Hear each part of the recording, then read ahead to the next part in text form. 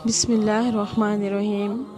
हज़रत इब्न अब्बास रज़ी अल्लाह तआला अन्हु से रवायत है कि रसूल अकरम सल्लल्लाहु अलैहि वसल्लम ने इरशाद फरमाया कि बकर ईद के पहले 10 दिन जिस कदर नेक अमल अल्लाह को महबूब है, इससे बढ़कर किसी ज़माने में भी इस कदर महबूब नहीं है।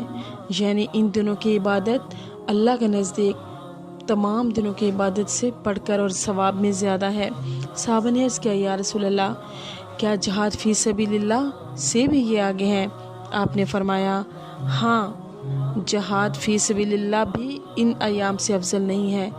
अगरचे के कोई शख्स अल्लाह की राह में जाए और अपनी जान, अपना माल, अपनी सब कुछ गंवाकर वापस लौटे तो वो अल्लाह को बहुत ज़्यादा महबूब है।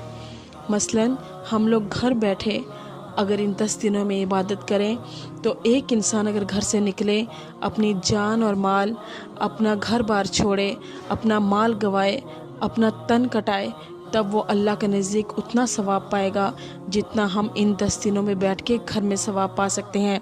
एक और हदीस मुबारका में है, हज़रत अबू हुरैरा रज़ी अल्लाह तआला अन्हु से रवायत है, हज़ूर अकरम सल्लल्लाहु अलैहि वसल्लम ने इरशाद फरमाया, बकर ईद के अव्वल 10 दिनों में रोज़ा रखने का सवाब 1 साल के रोज़े रखने के बराबर मिलता है। और इसके एक रात में क़याम करने का मतलब एक रात में इबादत करने का, एक रात में जागने का सवाब शब बारात के और शब कदर के बराबर उसका सवाब मिलता है।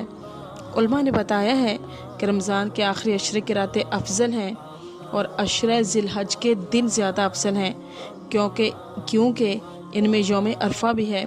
रमज़ान का आखिरी अशरा हो या ज़िलहज का आखिरी अशरा, इनमें रात दिन में लगना, इबादत में लगना चाहिए, क्योंकि इनमें हर घड़ी इन अशरों में बाइस रहमत, बाइस कबूलियत, बाइस बरकत होती है। अल्लाह ताला अमल की तौफीक अता फरमाए।